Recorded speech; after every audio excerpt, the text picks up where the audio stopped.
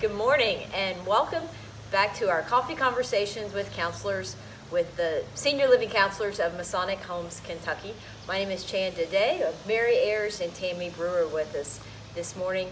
And today we are going to be talking about a very timely topic and one that was very personal to me recently. I visited with a family member who I had noticed had really changed since we have gone through a period of isolation and being safe at home through the pandemic. And it really spoke to me about the change and the effects of isolation on all of us. And it's really something that is important as we are talking about people, talking to people that are looking at moving to independent living communities, because that is one of the things that is so important about independent living communities, is that it helps prevent those effects of isolation. Mary, you have been around in this industry much longer than I have.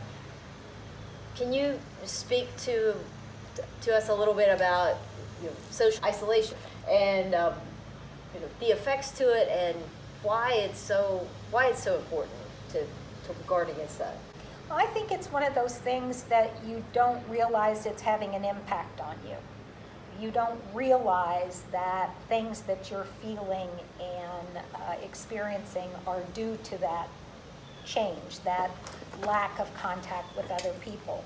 And I feel like probably now during the pandemic, because we are doing more staying at home, we don't have our committee meetings, we don't have our bridge clubs, we don't have all those things that kept us out and about and active, that more people are being affected by that, and they don't necessarily know that that's what's going on with them. I became aware of this back when I first started working in this industry, so that was 8 years ago.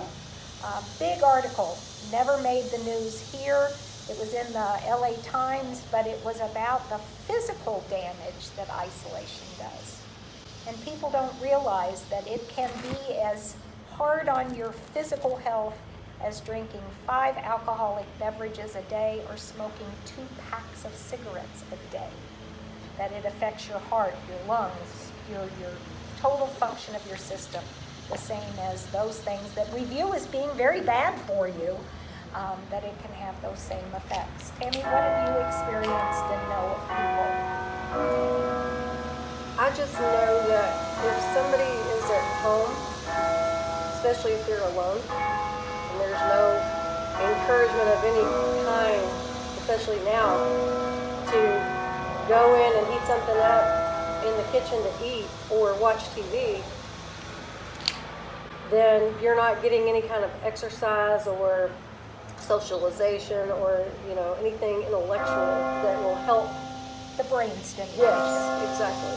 So that's the thing about our community. It's so easy to go grab a neighbor and go do an exercise class or go to the pool or go watch a movie, but doing things that you're not alone. Right. And even now during the pandemic, there's still ways for our residents to easily be together.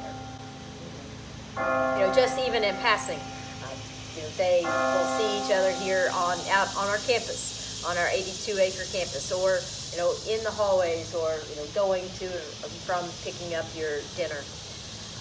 Really? And we're starting to have some small group activities that are social distance. We witnessed a yoga class yesterday. Yes. That everybody was spread out, and it was 10 people, and but they were chatting and visiting, just getting back into the routine of things. If you have a couple of pointers, Mary, what would people look for in their friends or their loved ones that maybe social isolation has started to affect them?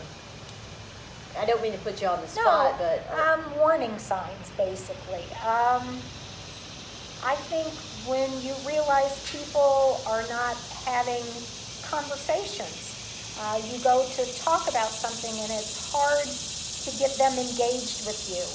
I notice this sometimes when we're calling people on our contact list, that it's It's difficult for that uptake in the conversation to absorb what the subject matter is. Being listless, not feeling motivated to do things. What else comes to mind?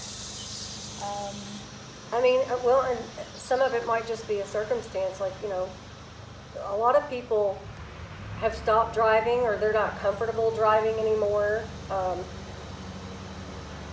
Again, that's just one more factor that if you aren't fortunate enough at this time to have somebody that's willing to run you around and bring you groceries and take care of your errands without you becoming a burden to them because you're calling so often, it's little things like that, again, that, being in the community versus being alone, that you have those things at your fingertips. I think it's just the awareness of how much time are you really spending alone without conversation. Have you gone through a whole day where you haven't spoken to anyone? That's alarming. So, Well, thank you, ladies, for very valuable input and insight on this topic, which is so important.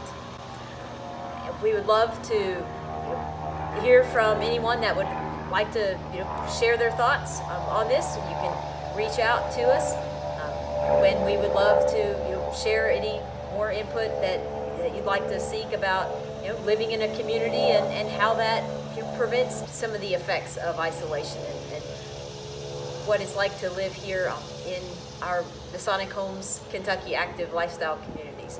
Thank you for joining us, and we'll look forward to talking with you again soon.